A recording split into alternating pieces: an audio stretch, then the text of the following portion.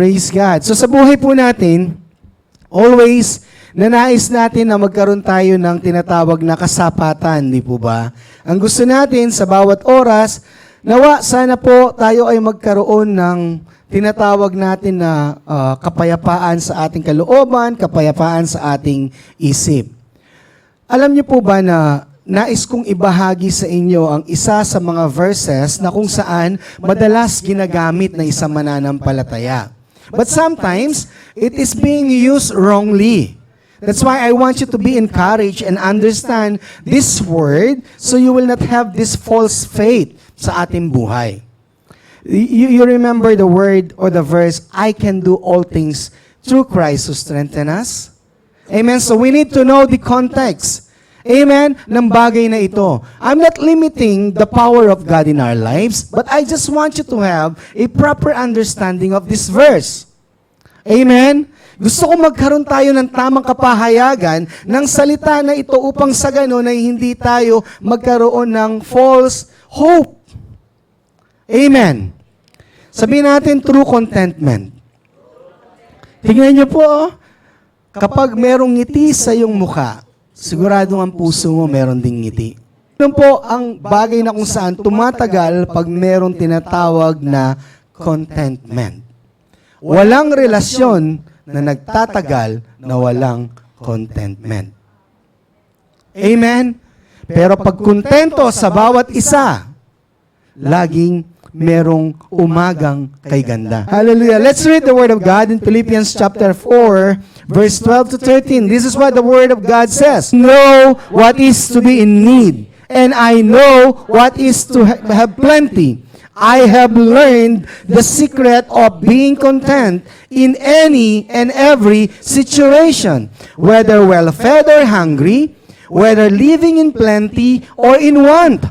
I can do all things. I can do all this through what we're going through. Lahat tayo na dumadaan doon, whatever situation ang bagay na ito, sa atin po ay big deal siya.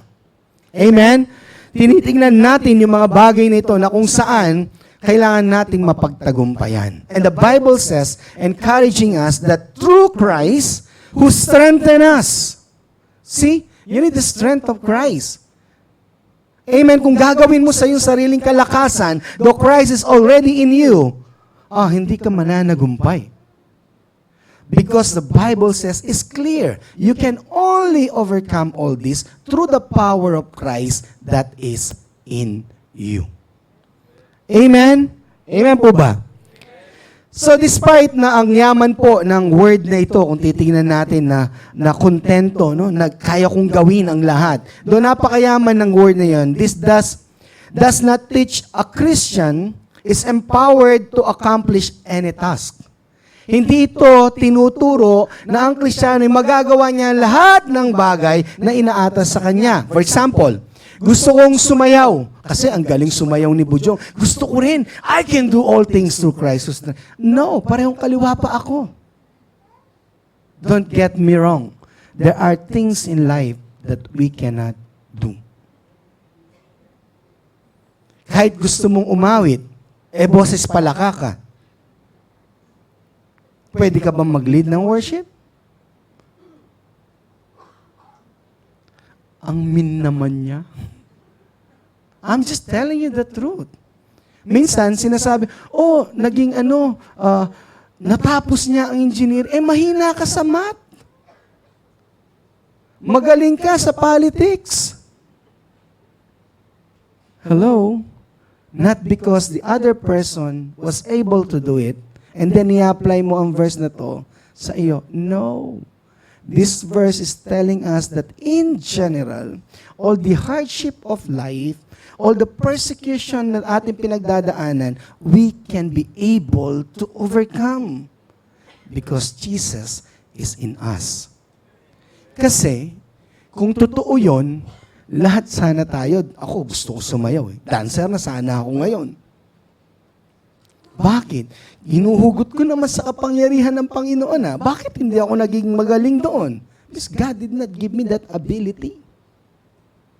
Amen? Because God has a specific purpose for my life. Hello? Alam niyong kakainin ka. Pag ganon, pag ikaw kasi alam mo na lahat, kakainin ka noon. You know the fall of Satan? Si Satan was created, Lucifer, as a perfect creation din. Because he was created by the perfect God. Amen? Perfecto siya. Pero dahil napakaganda niya, kinain siya ng kanyang ganda. Dahil napaka-majestic niya, kinain siya ng pagiging majestic niya. Ang puso niya ay unti-unting dumumi. O naging marumi. Amen? So kaya po nagkaroon na siya ng pride sa kanyang puso. That's why when God created man, He gave all the power and authority. But Adam transferred it over to Satan.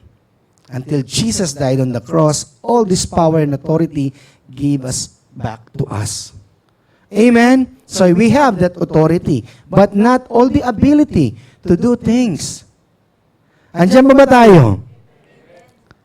Magaling magtimpla ng kape, si Glenn. Pero kahit gusto ko na, I can do all things through Christ who strengthens me. Hindi talaga ako gifted doon. Pero may pinagdadaanan lahat ba tayo sa buhay? Lahat tayo, kaya nating lampasan yun. Ano man yun. Amen po ba?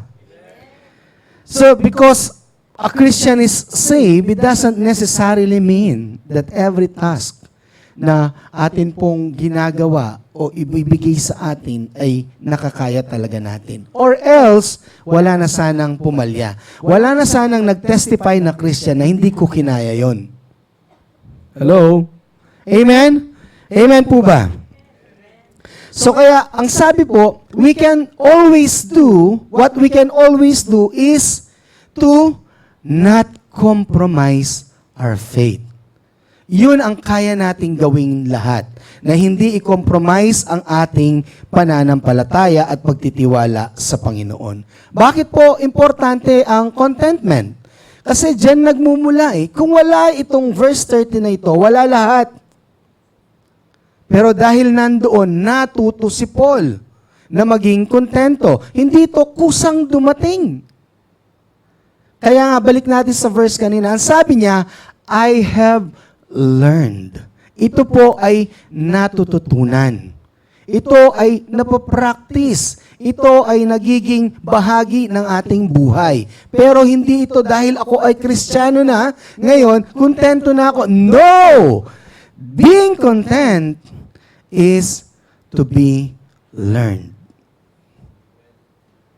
Hello? Amen? Totoo po ba? Amen. I've learned the secret of being content in any and every situation, whether well-fed or hungry. Sitwasyon po ba kapag kayo ay gutom? Sitwasyon din po ba pag kayo ay maraming kinakain? All of these are situation in life. Amen? But the Bible says, you can only enjoy every situation you have in your life or enjoy all situation you will go through sa buhay mo if you are content.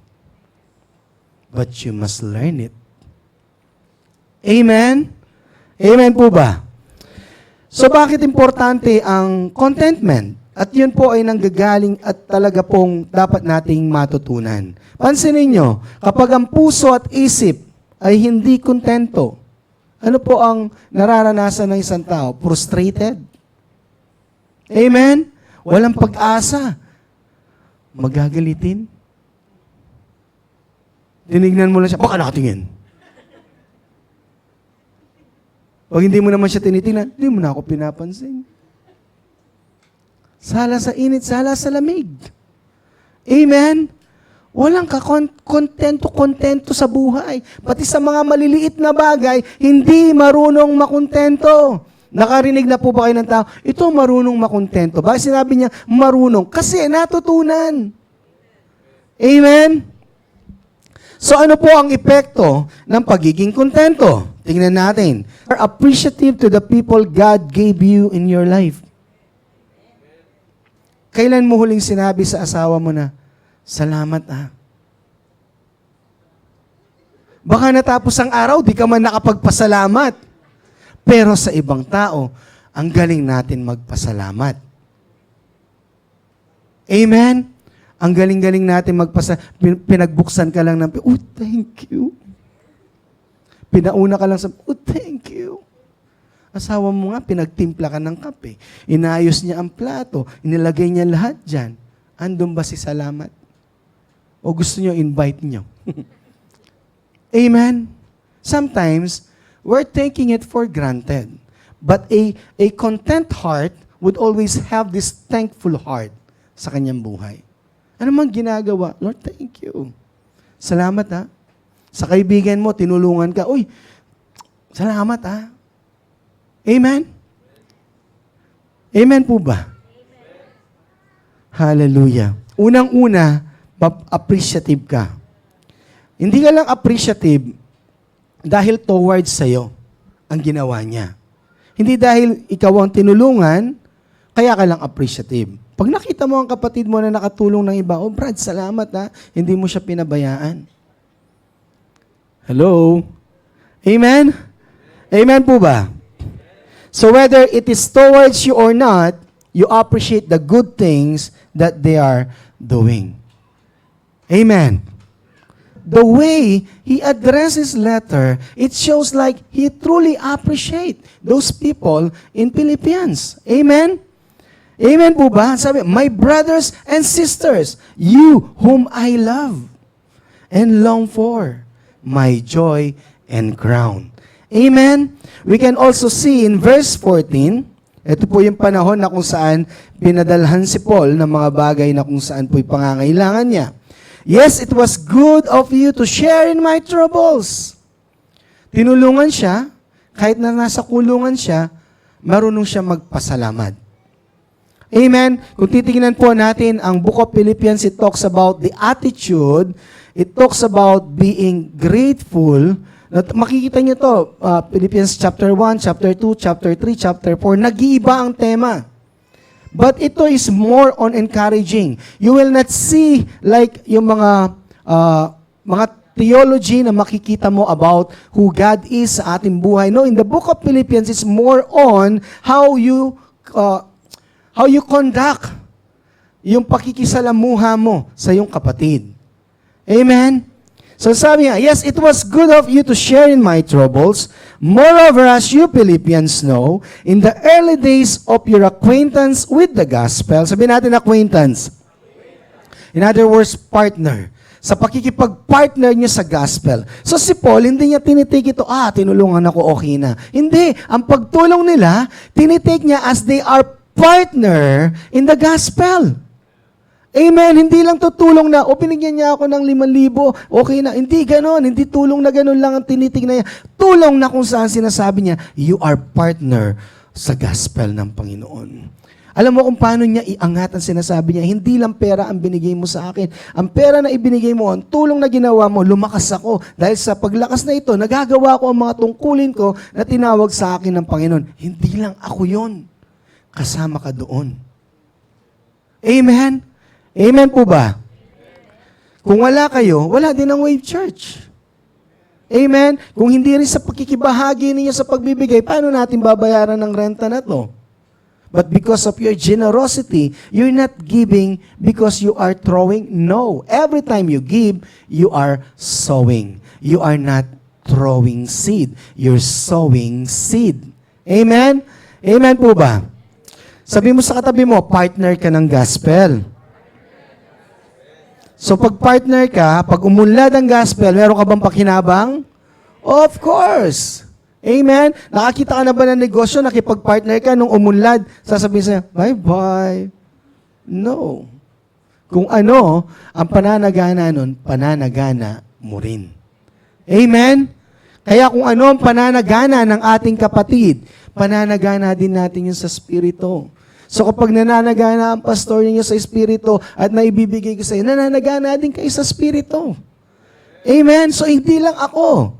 But honestly, gusto ko maranasan nyo kung ano nararanasan namin. I'm not after with material blessing or physical blessing or any financial blessing. I'm after with my relationship with the Lord.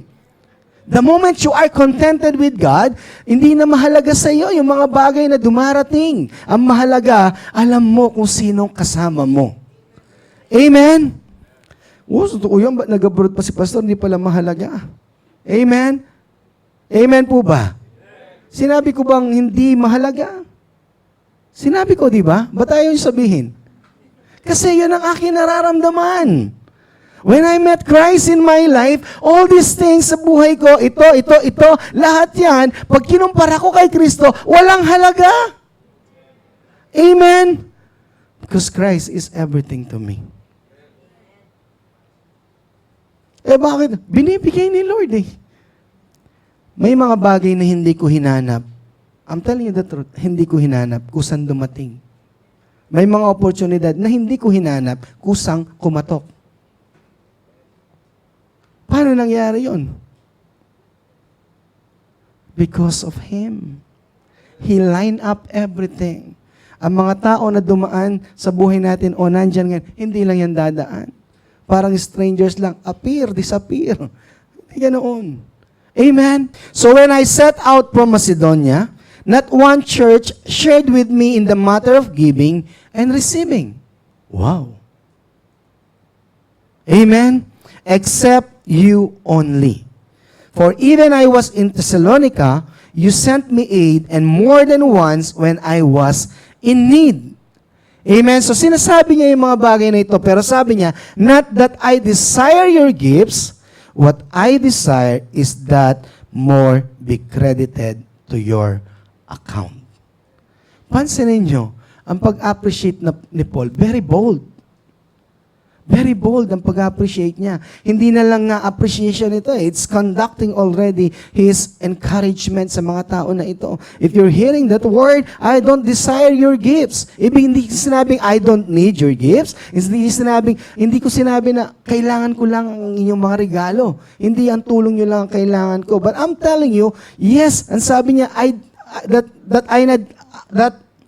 that I desire your gifts, what I desire is that more be credited to your account. Glory to God. Amen. Alam niyo po, ang pagpunta niyo dito, hindi naman karagdagan sa account ko yun eh. Karagdagan sa account niyo. Amen. Ang pagpuri niyo sa Panginoon, hindi naman karagdagan sa account ko yun. Karagdagan sa spiritual account niyo. Why? When you go out in this place and you are being filled with the Holy Ghost, you can always believe the natural realm happening or the supernatural realm happening. But without the Holy Ghost, without being filled with the Holy Ghost, you always fall short. Kulang lagi. Bitin lagi. Parang hindi naman totoo yun. Have you ever heard yourself saying those things? Na sinasabi nyo na may gustong gawin ng Diyos sa buhay nyo, pero sinasabi natin, parang di naman mangyayari.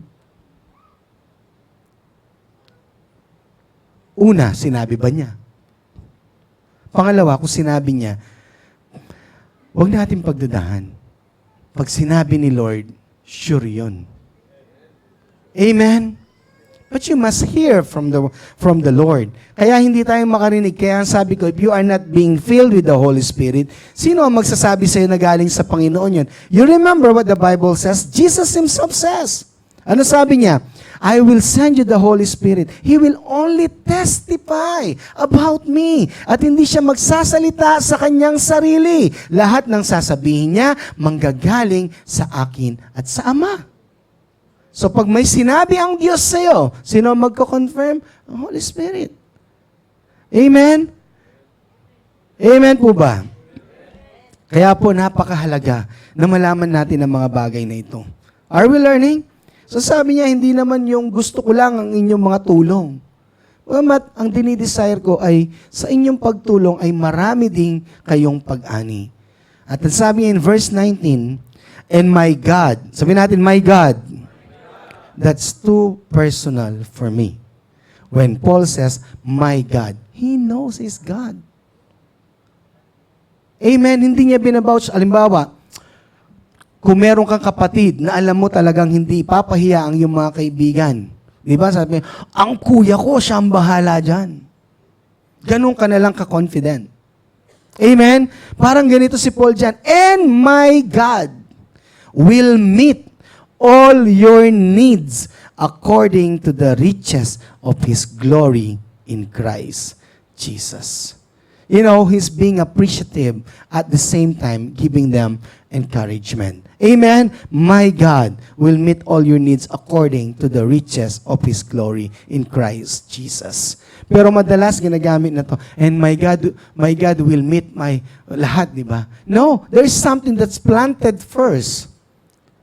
Amen? At ang sabi ni Paul, ang itinanim mo sa akin ay ibabalik sa iyo ng Diyos, ng aking Diyos, ng siksik, liglig, at umaapaw. Amen? Amen po ba? Kasi bakit ibabalik ng Panginoon? Kasi nga, you are acquaintance in the gospel. You're not just giving and that's it. No, you are partner sa gospel. And a partner ay laging merong ganansya. Ayoko makipag-partner ng, puro gano'n na lang ako, tulak, walang kabig. Hindi pwede. Amen? Kaya ka nga nakipag-partner. So every time we give, ang sinasabi ng Panginoon, huwag mo lang tignan na ikaw ay nagbibigay lang. Ang ibinibigay mo ay parte yan ng ibang helyo. Amen? Glory to God. Number 2, you have the boldness to encourage the people God gave you in your life. Na yung mga tao na nasa atin pong buhay na ibinigay ng Panginoon, meron tayong boldness na mag-encourage. Gaya na sinabi niya, my God will supply all your needs according to His riches. I like that. According to His riches. Pag sinabi nating according, matinding word yun. Amen? Imagine mo, ano yung according sa Tagalog? Naaayon. Ang Diyos ba ay 1,000,000 lang ang kanyang pera? So kung 1,000,000 lang, kaya lang niya ibigay 1,000,000 lang. Kung ibibigay niya ang lahat, 1,000,000 lang. Tama po ba? Kung ang pera niya, let's say, is 100,000 at meron kang pangangailangan na 200,000, will be able to meet all your needs? It would not be going to meet all your needs. Because ang meron lang siya is 100,000 and you need 200,000. Tama po ba? Eh, sino ba si God? He's the owner and the creator of the universe. And what we need is just part of the universe. So kung ang pangangailangan mo'y parte lang, at ang sabi ng Bible, according, nangaayon sa kanyang yaman, do you think it would be impossible for God to give you patience? It's impossible for God to give you love? To give you forgiveness? No, it's not. Amen? So when you look at God, kung ano maibibigay niya sa inyo, I would suggest sa buhay natin, you start with the things that you cannot touch. And when you believe in that, simple na lang yung mga bagay na nahawakan. Naniniwala ka na imimit ni Lord ang monthly needs mo. Naniniwala ka rin ba na mahal ka niya? Eh kung hindi mo mapaniwalaan yon at napapaniwalaan mo yung mga material na bagay lang, may problema. Meron. Malaki. Walang contentment. Kasi hindi yan maibibigay ang tunay na contentment. Amen? The best tools para po ma-encourage natin ng tao, ano po? Your experience and your testimony. Just like what Paul is very bold sa kanya po sinasabi. Because he experienced everything na bagay na ito. Amen? You being on their side as much as possible, ayun ang ating maitutulong. Parang pag sinabi, Brad, may problema wala akong kasama, ganito, pwede bang samahan mo? Sige, ipagpipray kita. Pag kailangan ka na kapatid mo, puntahan mo naman. The best way that you can encourage people around you is to be with them. Whenever they need you, if you are available as much as possible, be with them. Amen? Your presence is always important to them. Ikaw pa tatawagan kung hindi naman pala importante, di po ba? So pag tayo po ay merong true contentment, tayo din po ay bold encourager. Amen? Philippians 4, chapter 1 to 8. Basahin lang po natin. Ang tema nito ay, ang konteksto, merong nag-aaway, dalawang babae sa loob ng church. Kaya isinulat ito ni Paul at inumpisahan niya sa ganon. Sabi, therefore, my brothers and sisters, you whom I love and long for, my joy and my crown, stand firm in the Lord in this way, dear friends. I pled with Eulogia, na tuloy na basa ko. Euodia. And I pled with Syntyche to be of the same mind in the Lord. So ano nangyayari sa kanila? Nag-aaway. Nag-aaway, yung dalawa. So ano sabi ni Paul? He's encouraging people na gaya niya, huwag na kayong mag-aaway. You should be one mind in the Lord. Amen? Hindi lang po sa church natin ma-apply ito. Sa relasyon natin mag-asawa, if you are not one mind, nothing will happen. Masasayang lang ang araw ninyo kung meron kayong plano at hindi nyo mapagkakasunduan. Kailangan magkasundo sa plano. Amen? Don't ever let go of the things na hindi kayo nagkakasundo. It's a waste of time. Amen? So yes, ang sabi niya, and I ask you, my true companion, help this woman, since they have contended at my side in the cause of the gospel. I appreciate what they have done for me. Huwag niyong hayaan na mag-away sila. Nung panahon na meron tayong mga pinagdadaanan, they never waver their faith sa akin. Amen? So sabi niya, nasa kulungan kasi. Kung si Paul makakaalis lang, pupunta to. Pero hindi niya kayang gawin yan because he's limited doon sa, nandoon siya sa kulungan. Andiyan pa ba tayo? Contented because of the gospel, along with Clement and the rest of my co-workers whose name are in the book of life. What an encouragement. See, the attack of Paul is not to condemn a person, but to let that person remember who he or she is in Christ. Ang sinasabi niya, kayong nag-aaway, your name is in the book of life. You should not act like that. Hindi niya sinasabi na, ano ba naman kayo? Amen? Pupunta kayo na impyerno sa pinaggagawa niyo. Hindi ganun si Paul. His attack is always going to the grace of God. Amen? Whose names are in the book of life. Ang sabi niya, rejoice in the Lord always. I like that. Rejoice in the Lord always. I will say it again, rejoice. Do not rejoice because the demon subjected to you in my name. Rejoice because your name is written in the book of life. Amen? This is the same context. This is the same preaching what Jesus is preaching. Amen? Kaya sabi po niya, rejoice in the Lord always because your name is written in the book of life. Learn that because being content is being learned. Kaya pinakita ko sa inyo ito, saan nag-uumpisa si Paul? Paano siya nakontento? Because my name is written in the book of life. What is really important in this world, I know where I'm going after this life. Hello? Pag meron pang masigit na mahalaga sa iyo doon, you will never be contented. But because salvation is the very important one sa aking buhay, wala nang higit doon. Hello? Amen? So kaya sabi niya, I will say it again. Why? You're forgetting it.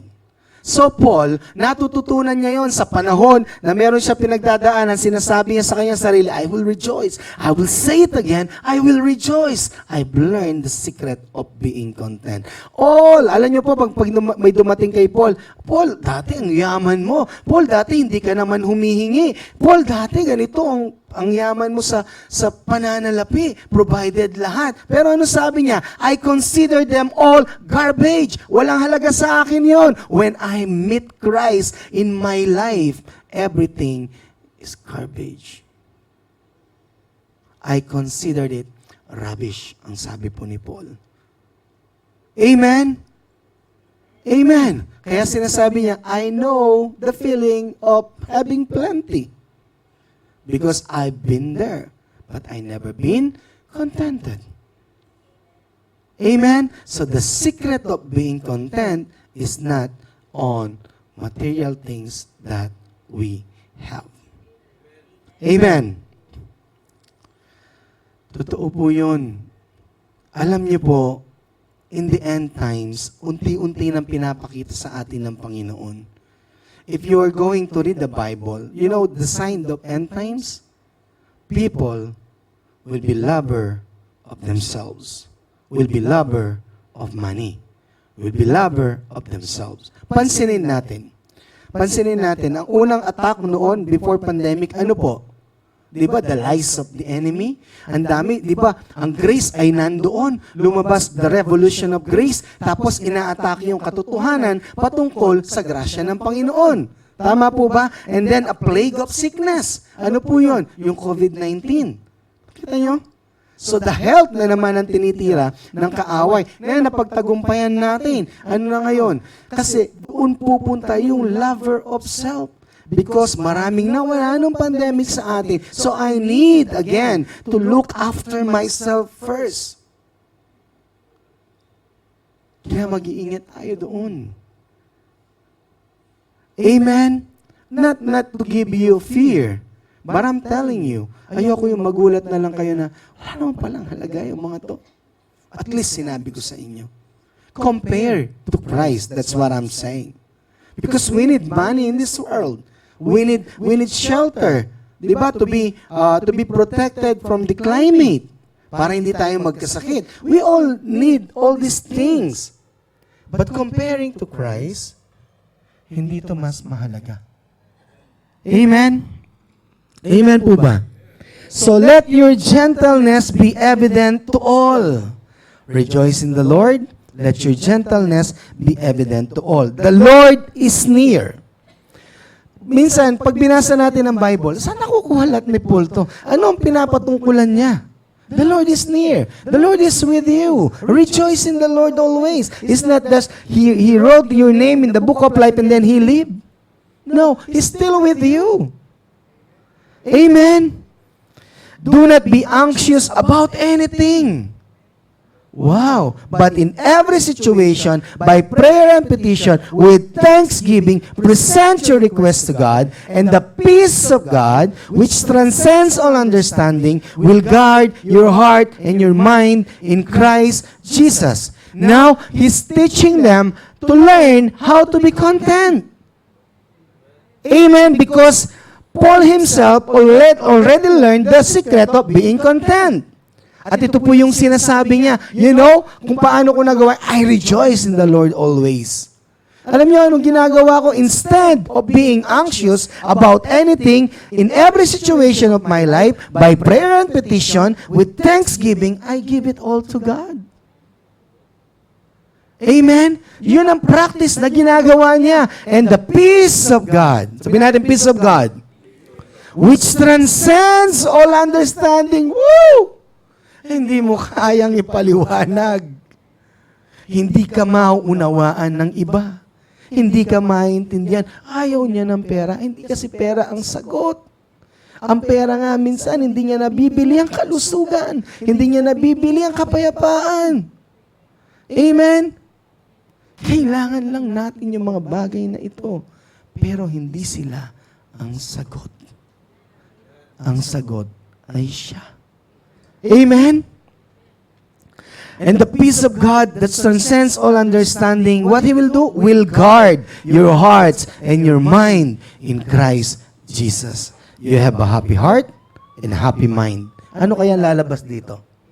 Happy face. Amen? With a happy heart, with a happy mind, of course, happy face. Amen? Hindi mo ngayon pepekehin yun. It will just come out naturally. Amen? Alam niyo paano lang mangyayari yan? Pag meron kang totoong contentment. Pag wala, hindi yan maglalast.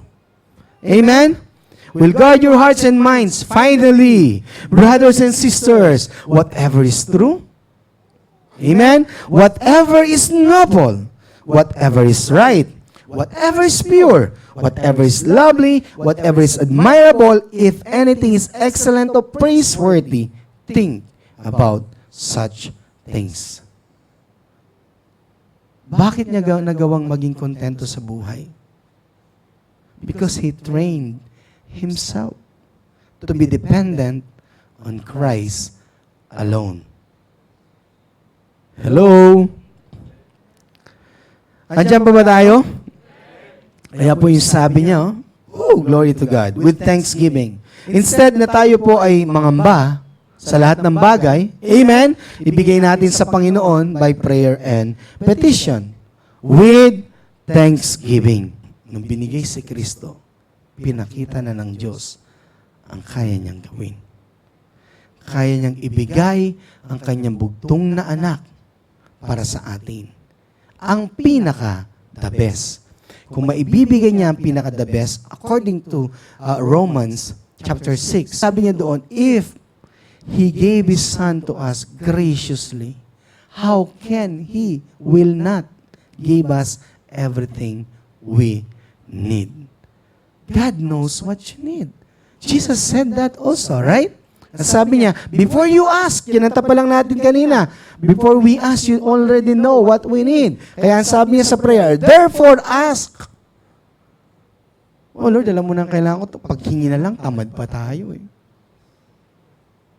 Amen. Hindi po, ano ang nagagawa ng being content then? You always rejoice greatly in the Lord. Having assurance of Jesus' victory, we know that we are victorious every day in Him. Amen? Assurance na alam mo na meron ng victory kay Jesus, we know that we can always be victorious every day. Amen. In Psalms 68 verse 1 to 3, let God arise. Amen? So ito yung bagay na kung saan, let His enemies be scattered. Let those also who hate Him flee before Him. As a smoke is driven away, so drive them away. As wax melts before the fire, so let the wicked perish at the presence of God. But let the righteous be glad. Let them rejoice before God. Pag sinabi natin, let God arise, hindi natin sinasabi na, hintayin mo ang Panginoon na, ikaw ang magtataas sa Kanya. Because this verse is talking about your praises to God. So when you lift God sa iyong mga praises, pinanghako to ng Panginoon. Pag ikaw ay nagpuri sa Kanya, that's why the word, I raise sa hallelujah, the song, sabi niya, di ba? And the weapon is hallelujah lang. Di ba? Sabi niya, I lift my voice to God. That's why when we praise God, you know, something is going on in the atmosphere, in the spiritual realm. All this stronghold in our life like unforgiveness, unbelief, lahat po yan nagme-melt down. Lahat yan bumabagsak. Amen? Kaya nga paglabas mo, huwag mo nang itayo ulit. Binagsak na nga ng papuri mo eh. Amen? So when you lift God, when you extol God, when you praise God, when you put God in the pedestal, yan po ang ginagawa ng Panginoon. Sabi niya, let His enemies be scattered. Let those who also hate Him flee before Him. Amen? Alam niyo kung sinong kinagagalitan niyo, galit daw din ang Panginoon. At sabi niya, our enemy is not against flesh and blood. Amen. But see, Satanas, as smoke is driven away, so drive them away. Alam niyo po yung may usok, tapos hinipan, wala na. Ganon ang sinasabi niya. The moment you praise God in your life. But how can you praise God if you're not really content sa Kanya? Pansinin natin, pag kulang pa ang Panginoon sa ating buhay. Hinihingi natin yung mga bagay na kung saan pag nagpupuri tayo sa Kanya. I don't know with you, no? Sa buhay natin, have you really see God sa buhay mo na pag pinupuri mo siya, wala ka ng ibang kailangan, siya lang? If you haven't come yet to that point, teach yourself. Because every time you praise God, it's not about the emotion. It's not about the emotion. Every time you praise God, it's all about His glory. It's all about who He is. Amen. Kahit wala siyang ginawa, parang hindi ako nang ilabot ngayon, hindi ko naramdaman ng Panginoon. Oh, don't you worry. God is working sa buhay mo, hindi lang naman sa loob ng simbahan na to. Amen? Amen po ba? So let God arise, lest His enemy scattered. Sabi niya, as wax melt before the fire. So nakakita na kayo ng kandila. 4 lang. Nakakita na kayo ng kandila.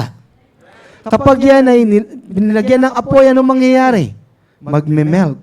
Makikita mo pa ba yung kandila? Hindi na. Nakatayo pa ba siya ng gaya ng ganito? Pag nag-melt, hindi na. So ganun ang sinasabi ng salita ng Panginoon. The moment you put God in the pedestal, yung fire na yon, na anuman yung wax na yon, doon sabi, di ba, even the wax is big as mountain, it melts in the presence of God. Amen? Kusang babagsak. Pero, itong bat dito, hindi siya yung parang contrast. Di ba, pag may nababasa tayo minsan, bat, contrast. Itong bat dito is hindi siya contrast. Ano siya? It's a condition. Pero, magsaya kayo. But the righteous be glad. So, paano mo gagawin na habang naghihintay ka sa Panginoon, nagpupuri, nanalangin ka, Lord, gawin mo ang bagay na ito sa buhay ko. Lord, Ikaw na ang bahala sa aking pamilya. Lord, Ikaw na ang bahala sa aking trabaho. Pero puro worry ka. Habang naghihintay ka,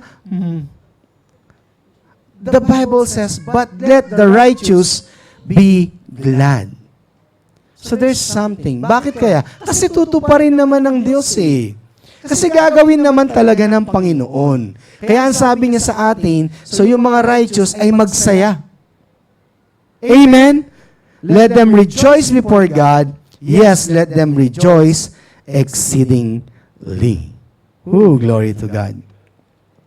So kaya pag nagpupuri po tayo sa Panginoon, kapag meron tayong pinagdadaanan, rejoice. Telling you, it has something to do with your heart when you rejoice. A happy heart, a happy mind, having a happy face. Amen? That's why in Philippians chapter 4, verse 10, ito po sabi ni Paul, I rejoice greatly in the Lord, that at last you renewed your concern for me. Indeed, you were concerned, but you had no opportunity to show it. Meaning to say, He is glad, He's rejoicing every day. Pansinin natin, hindi kusang dumarating, no? Kailangan na maaral. Kailangan na turuan ang ating sarili. That's why, ang Bible ay hindi naman po nagko-contradict. Romans 12:2. I beseech you, brother, in view of God's mercy, to offer your body as a living sacrifice, holy and acceptable to Christ, which is the proper act of your worship. Amen? And do not conform to the pattern of this world, but be transformed by the renewing of your mind. So ano pong ginagawa ni Paul kapag sinasabi niya rejoice in the Lord? You're renewing your mind.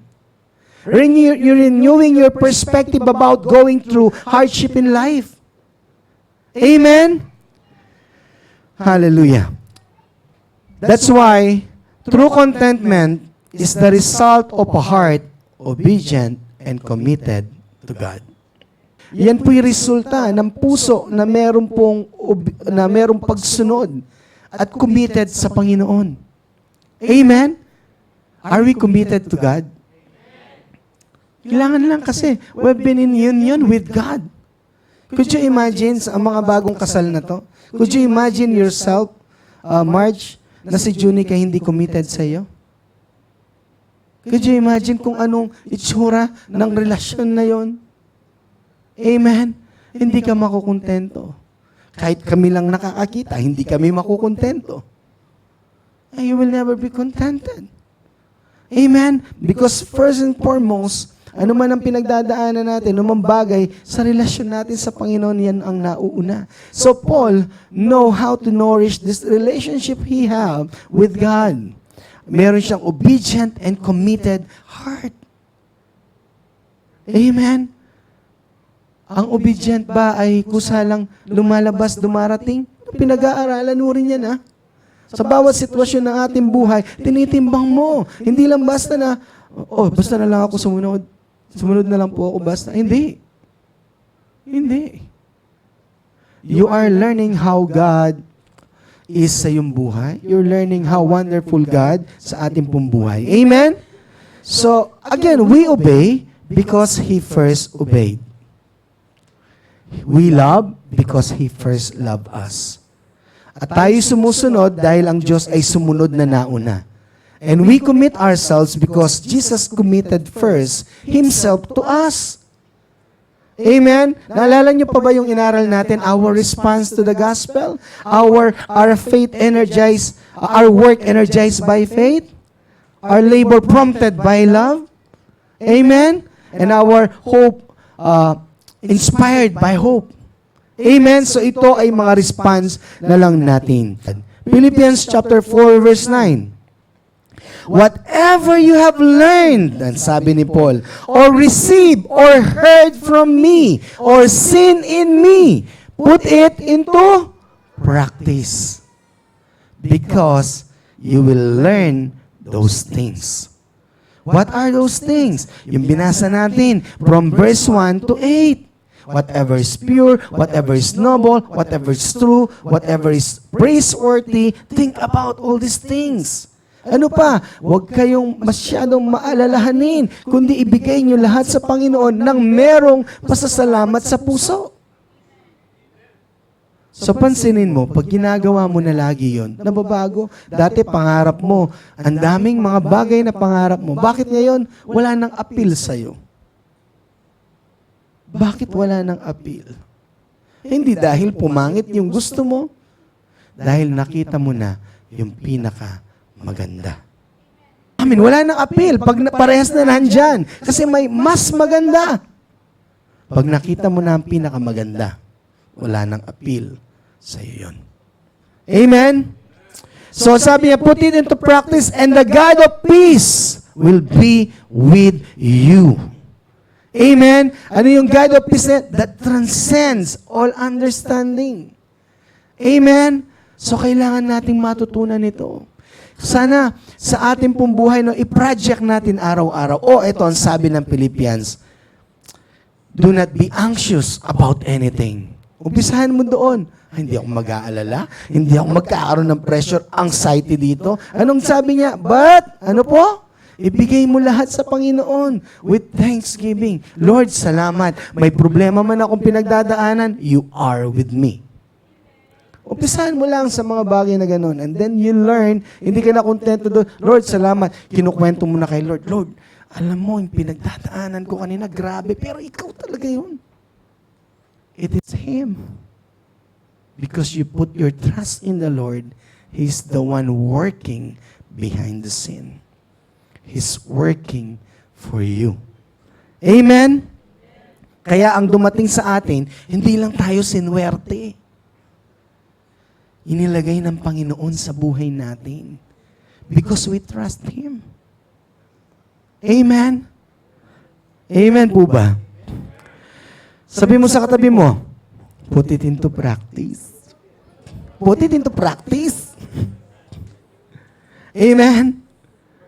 Ano man ang natutunan nyo, ano man ang tinanggap nyo, ano man ang nakita nyo, ano man ang narinig nyo sa akin, ang sabi ni Paul, gawin nyo ito.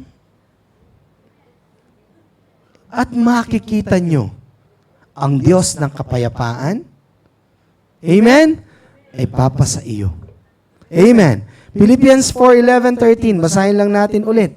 I am not saying this because I am in need, for I have learned to be content whatever the circumstances. So sinasabi niya, hindi ko sinasabi lahat ng matatamis na salita na ito sa inyo dahil may pangangailangan ako. Hindi. Yan ang sinasabi ni Paul. Sa katotohanan, natutunan ko paano maging kontento.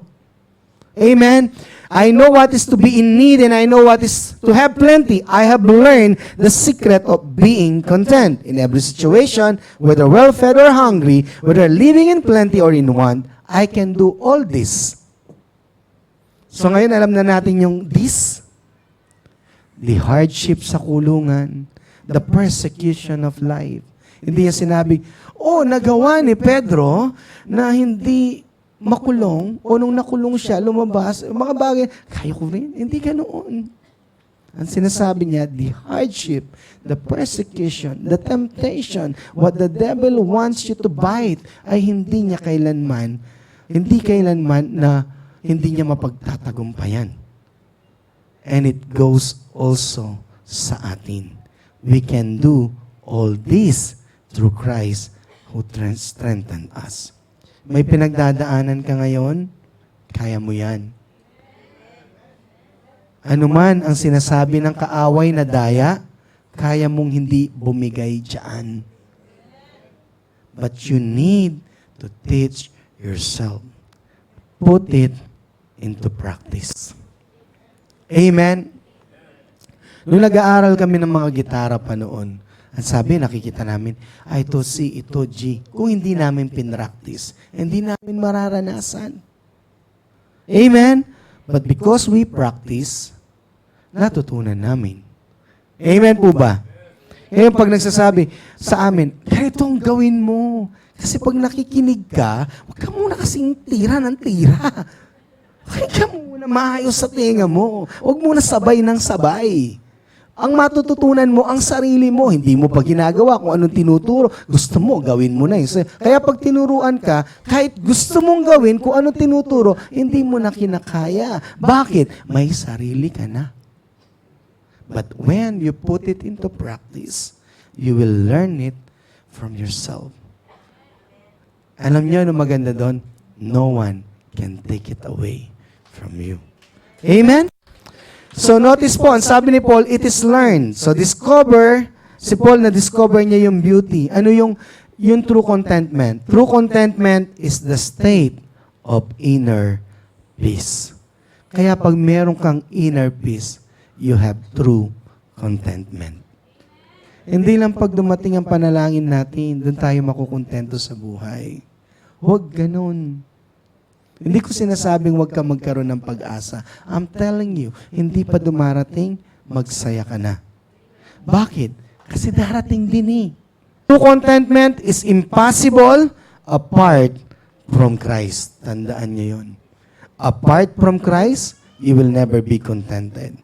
When you have house and you have Christ in that house, you will be contented. When you have family and you have Christ in that family, you will be contented. You have nice job and you have Christ in the job, you will be contented. But without Him, no true contentment.